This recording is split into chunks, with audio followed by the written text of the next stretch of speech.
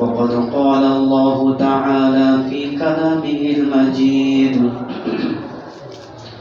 وفرقانه الحميد إن الله وملائكته يصلون على النبي يا أيها الذين آمنوا صلوا عليه وسلموا تسليما اللهم صل على محمد وعلى آل محمد كما صليت على إبراهيم وعلى آل إبراهيم إنك حميد مجيد اللهم بارك على محمد وعلى آل محمد كما باركت على إبراهيم وعلى آل إبراهيم إنك حميد مجيد أما بعد محترم حاضرين আল্লাহ রব্বুল আলামিন আমাদেরকে জুমার নামাজ পড়ার জন্য মসজিদে আসার তৌফিক দান করেছেন, এই জন্য অন্তর থেকে শুকরিয়া আদায় করি আলহামদুলিল্লাহ। আল্লাহ রব্বুল আলামিন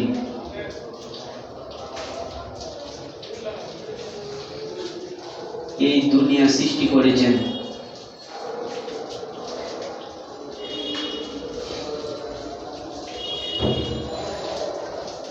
যখন কেউ ছিল না,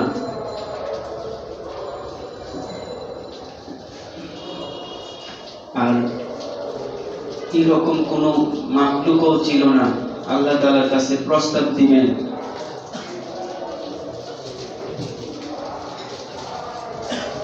প্রস্তাব দেওয়ার কোনো মাখলুকও ছিল না। তো আল্লাহ তাআলা নিজে থেকেই, আল্লাহ রব্বুল আলামিন দয়া করে মায়া করে নিজে থেকে আমাদেরকে কি সৃষ্টি করার চিন্তা নিয়েছেন। কেন আল্লাহ রব্বুল আলামিন আমাদেরকে কেন সৃষ্টি করবেন? যে আল্লাহ রব্বুল আলামিন তিনি চাইলেন আমাকে কেউ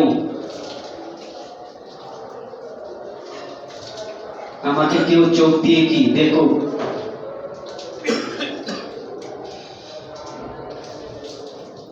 আমাকে কেউ কি মুখ দিয়ে ডাকো, তারপর আমাকে কেউ হাত দিয়ে যেন চায় এবং আমার কাছে কি ক্ষমা চায়, আমাকে কি রুকু করে সেজদা করে। তো এরকম ইত্যাদি বহু কিছু পরিকল্পনা নিয়ে আমাদেরকে কি আল্লাহ তাআলা সৃষ্টি করেছেন।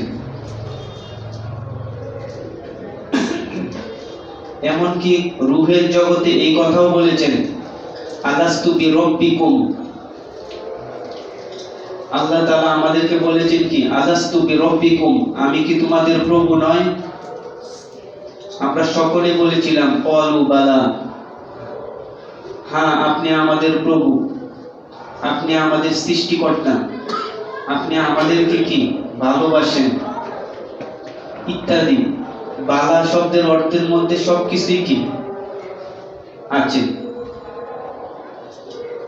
তো আল্লাহ তাআলা এই রূহটা যখন এই কথাগুলো বলল যে আপনি আমাদেরকে ভালোবাসেন, আপনি তো আমাদেরকে সৃষ্টি করেছেন, আমরাও আপনাকে কি ভালোবাসি। তো আল্লাহ তাআলা দেখলেন সে ভালোবাসবে ঠিক, কিন্তু কিভাবে? তার তো মাত্র রূহ, না আছে হাত পা অথবা অন্য কিছু কি নাই।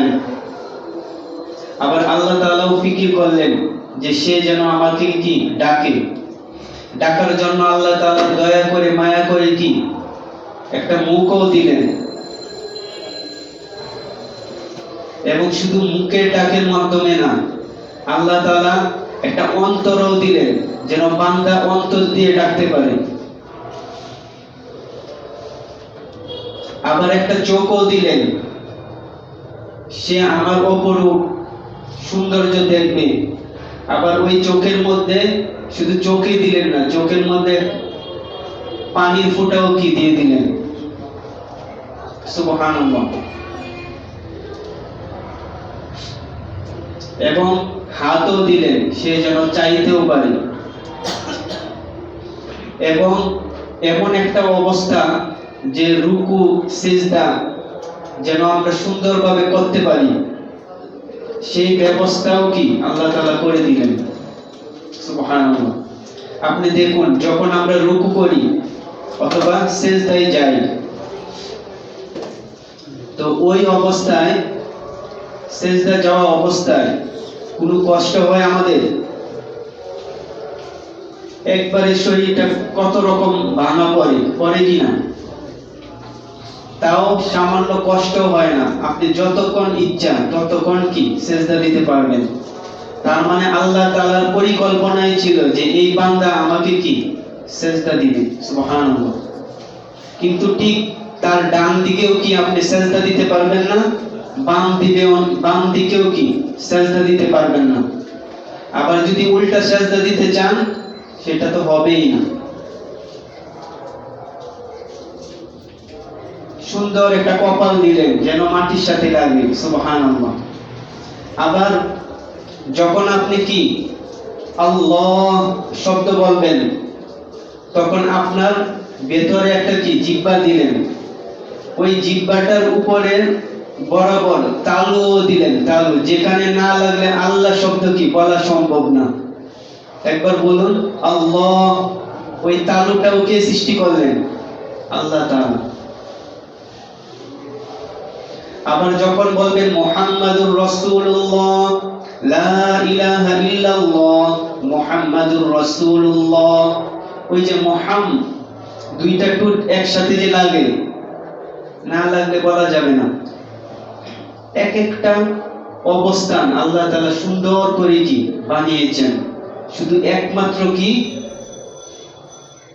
আল্লাহ তাআলা আয়াতে বলেন, ওয়ামা খালাকতুল জিন্না ওয়াল ইনসা ইল্লা লিয়াবুদুন, আমি জিন এবং ইনসানকে সৃষ্টি করেছি একমাত্র আল্লাহ তাআলার ইবাদতের জন্য।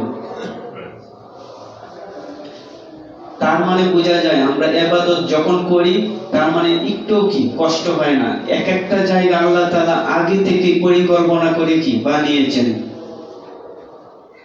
সুবহানাল্লাহ।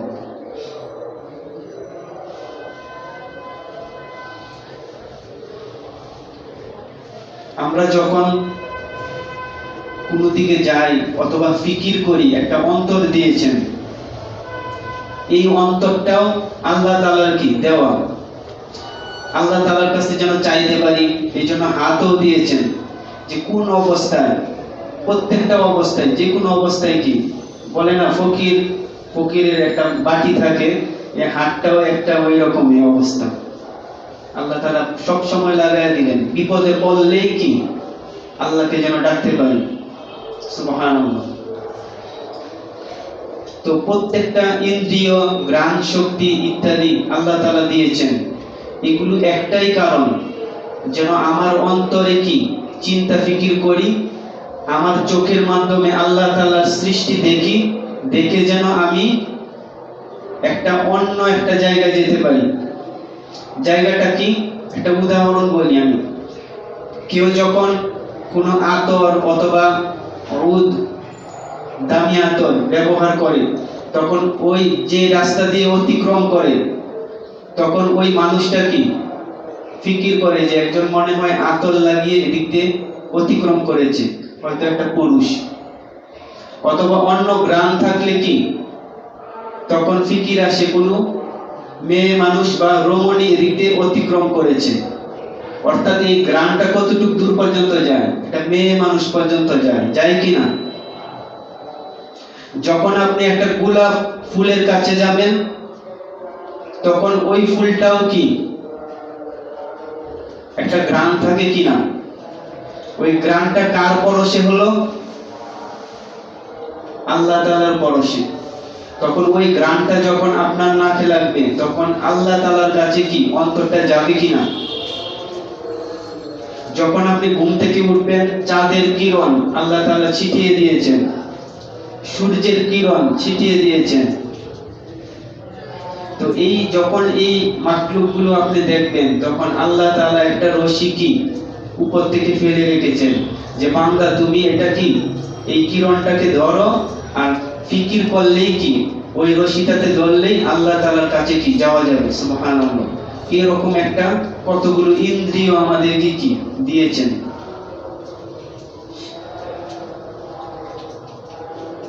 দেওয়ার ফল একটাই, আল্লাহ তাআলার উদ্দেশ্য হচ্ছে কি ওয়ামা খালাকতুল জিন্না ওয়াল ইনসা ইল্লা লিয়াবুদুন।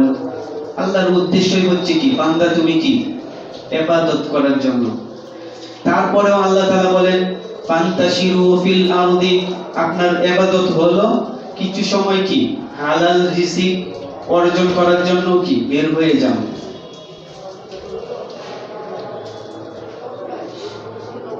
অর্থাৎ নামাজ শেষ হলো, বাকি সময়টা যেন আপনার হালাল রিজিক অর্জন করতে পারেন, সেটাও আল্লাহ তাআলা অনুমতি দিয়েছেন।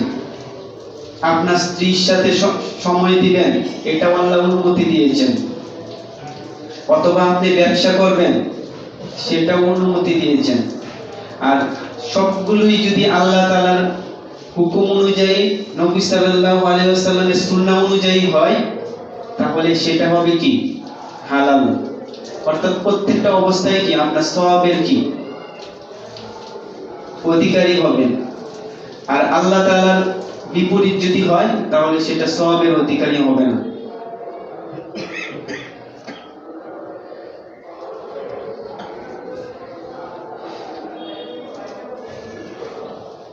তো এই সমস্ত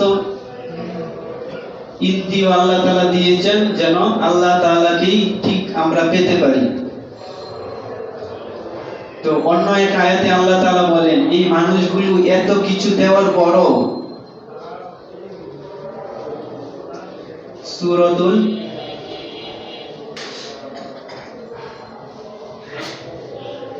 যেমন এক আয়াতে আছে কি ইন্নাল ইনসানা লিরাব্বিহি লাকানুদ, নিশ্চয় মানুষ কি নিমুহারাম, অকৃতজ্ঞ। এত নিয়ামত দেওয়ার পরেও সে কি আল্লাহ তাআলা শুকরিয়া আদায় করতে পারে না।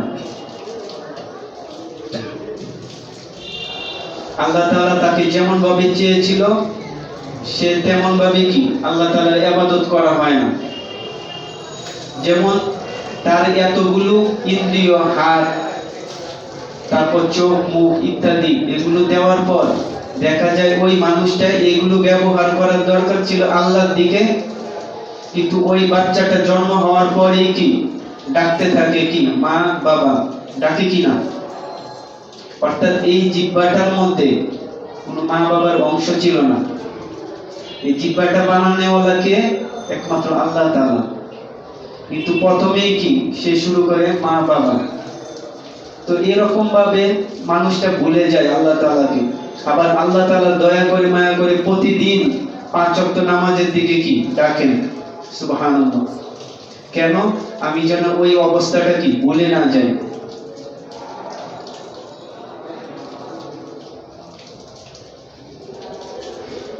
তো মানুষের যখন এতগুলো ইন্দ্রিয় দিলেন, দেওয়ার পরও দেখা যায় মানুষ এভাবে ভুলে যায়। কি কারণে ভুলে যায়? দুনিয়ার একটা লোভ লালসার কারণে। মানুষের মধ্যে দুইটা জিনিস, ফাআলহামাহা ফুজুরাহা ওয়া তাকওয়াহা। আল্লাহ তাআলা মানুষের মধ্যে দুইটা জিনিস দিয়েছেন। একটা হচ্ছে কি সে পাপের কাজও করতে পারবে, সে সওয়াবের কাজও করতে পারবে। ফাআলহামাহা ফুজুরাহা ওয়া তাকওয়াহা, তার মধ্যে ফুজুরিয়াত মানে কি পাপের কাজ, আর সওয়াবের কাজ করারও কি দুইটা জিনিস আল্লাহ তাআলা মানুষের মধ্যে দিয়েছেন। কিন্তু দেখা যায় মানুষ সওয়াবের কাজ করবে তো দূরের কথা, পাপের কাজে বেশিরভাগ লিপ্ত থাকে।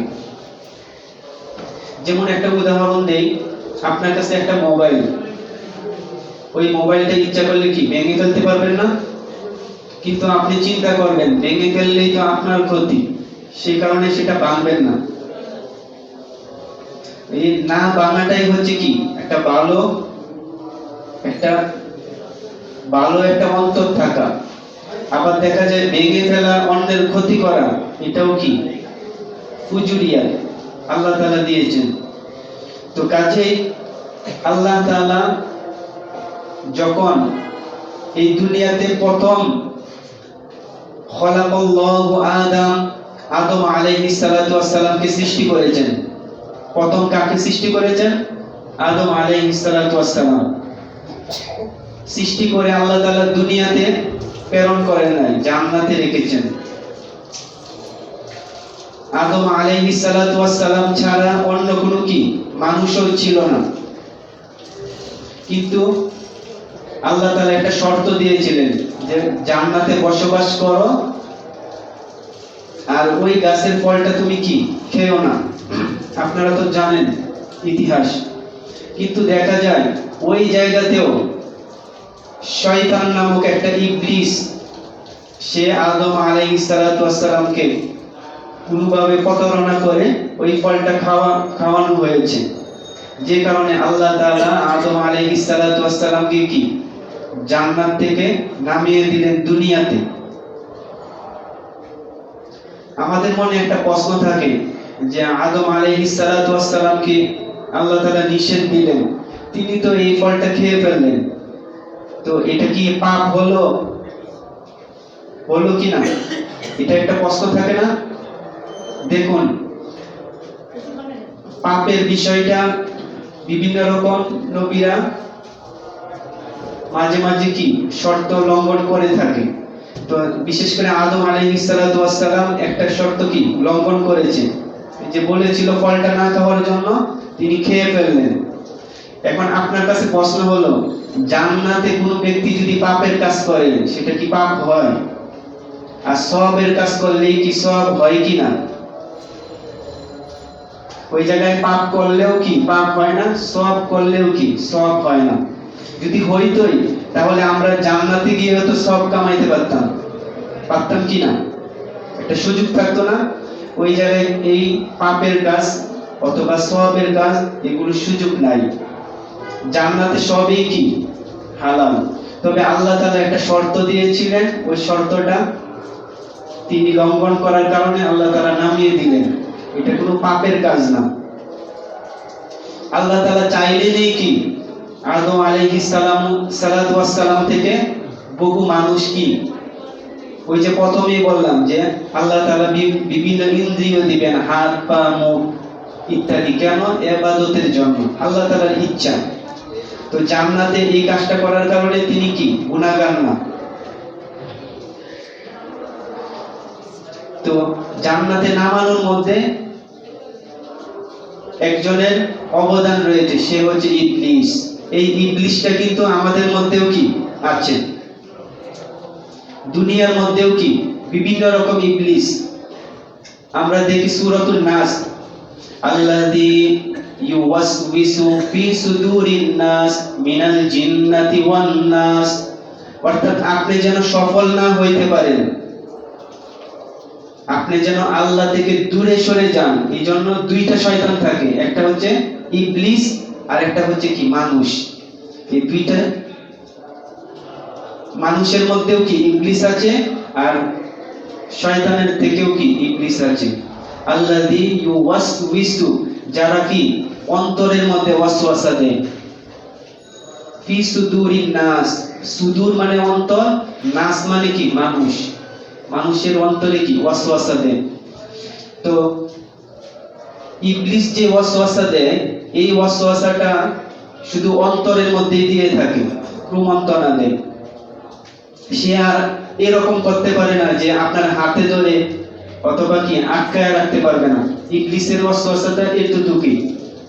কিন্তু মানুষ যে ওয়াসওয়াসা দেয়, এটা কিন্তু অনেক ইবলিসের থেকেও কি অত্যন্ত খারাপ। কারণ আমি আপনাকে পারবো যে হাত পা বেঁধেও ফেলতে পারবো কি না? ঘরের মধ্যে আটকায়ও রাখতে পারবো যে এই নামাজটা তুমি পড়তে পারবা না, কিন্তু ইবলিস কখনো ঘরের মধ্যে কি তালা দিয়ে আপনাকে রাখতে পারবে না। এই দুই ইবলিসের অবস্থানটা হচ্ছে এমন। কাজে আদম আলাইহিস সালাতু ওয়াস সালাম জান্নাতে ছিলেন, ওইখান থেকেও কি জান্নাতে কোন শত্রু থাকে, কিন্তু আদম আলাইহিস সালাতু ওয়াস সালাম কেউ কি পদত্যাগ করেছেন, পদস্খলন যাকে বলা হয়। আর দুনিয়াতে তো ইবলিসের অভাবেই নাই। আল্লাহ তাআলা বলেন মিনাল জিন্নাতি ওয়ান নাস, জিন এবং মানুষের মধ্য থেকে কি বিভিন্ন ওয়াসওয়াসা দেয়। যেমন কয়েকটা উদাহরণ দেই। এক লোক স্বপ্নে দেখেন কি যে জান্নাতের মধ্যে জাহান্নামের মধ্যে শাস্তি দেওয়া হচ্ছে। তো একজন বন্দুক নিয়ে দাঁড়িয়ে আছে, তো ওই লোকটা স্বপ্নে দেখে যে জাহান্নামের মধ্যে শাস্তি দিচ্ছে, বন্দুক নিয়ে দাঁড়িয়ে কেন? তো ওই লোকটা জিজ্ঞেস করলো আপনি বন্দুক নিয়ে দাঁড়িয়ে আছেন কেন? তখন জাহান্নামের ফেরেশতা বলল যে একজন আরেকজনের কাঁধে পা দিয়ে কি উঠে যায়, যে কারণে তাকে গুলি করে নিচে নামাতে হয়। তো ওই লোকটা তার কাছে জিজ্ঞেস করে এই অবস্থাটা জানলো। আবার কিছু দূর গিয়ে দেখে ওই জায়গায় কোনো বন্দুকওয়ালার লোক নাই, ওই জায়গায়ও কি বহু মানুষ।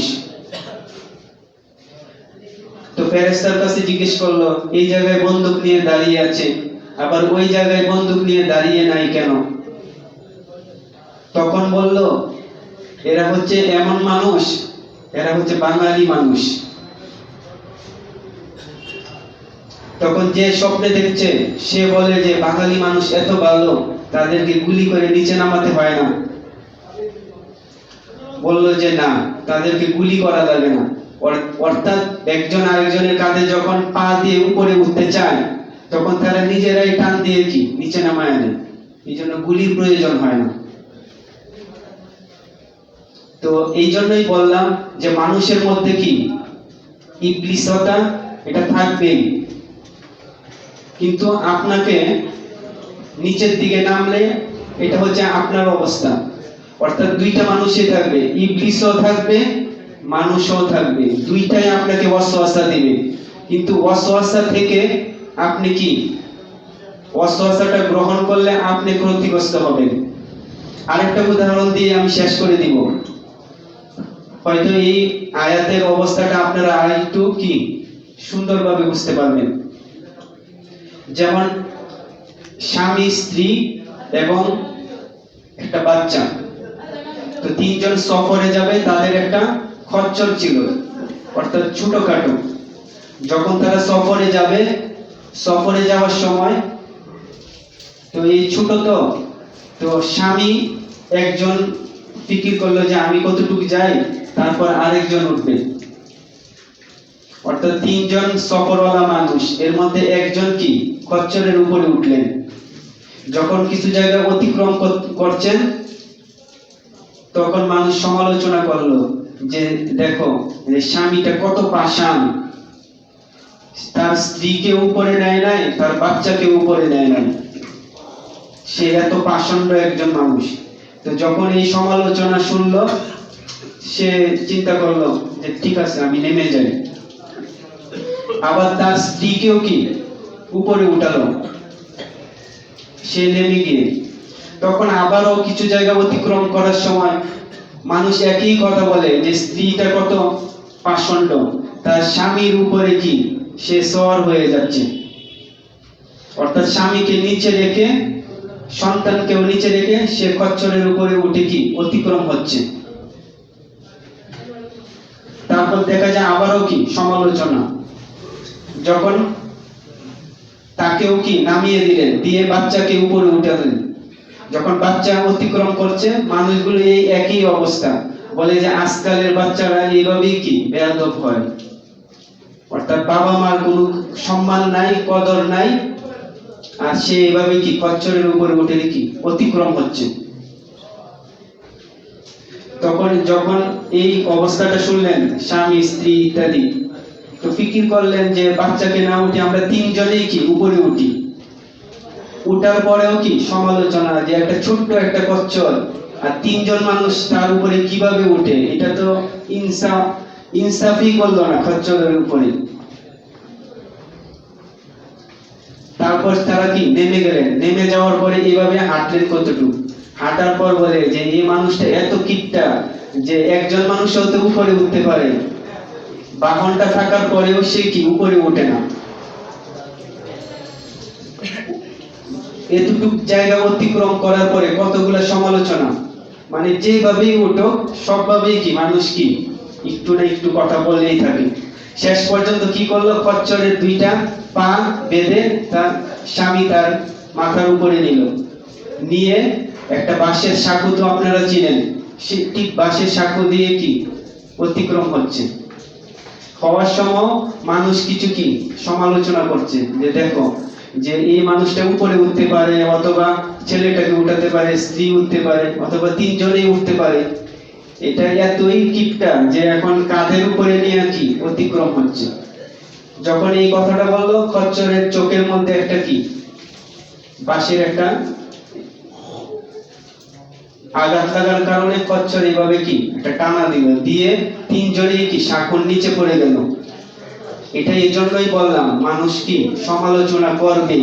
আপনি একটু নামাজ যখন বেশি পড়বেন, অথবা আল্লাহ তাআলার জিকির আজকার বেশি বাড়াবেন, অথবা আপনি আগে ভুলেছিলেন এখন সঠিক পথে আসছেন, বলবো যে বুড়া বয়সে আইসে এখন পাঞ্জাবি এবং নামাজ শুরু করে দিল। আরে আল্লাহ তো আপনাকে তওবার জায়গায় রেখেছেন যে আপনি তওবা করলেই কি সবকিছু মাফ করে দিবেন। কাজেই আমাদের মধ্যে সমালোচনা থাকবে, কিন্তু আপনি শুধু আল্লাহ তাআলার সাথে যদি থাকেন, তাহলে কাল কিয়ামতের দিন আল্লাহ তাআলা যেই পুরস্কারটা আপনাকে দিবেন, এটা সমালোচনাকারীরা পুরস্কার সেটা দিতে পারবে না। আর যদি সমালোচনা গ্রহণ করে ওই তিনজন মানুষের মতো চলেন, তাহলে কিয়ামতের দিন সাঁকোর নিচে পড়তেই হবে। আল্লাহ তাআলা আমাদের প্রত্যেককে যেন জান্নাতের নেয়ামতের মাধ্যমে, আল্লাহ তাআলার দিদারের মাধ্যমে আল্লাহ তাআলার সন্তুষ্টি অর্জন করতে পারে, আমাদের প্রত্যেককে বুঝার তৌফিক দান করুন। আলহামদুলিল্লাহি রাব্বিল আলামিন।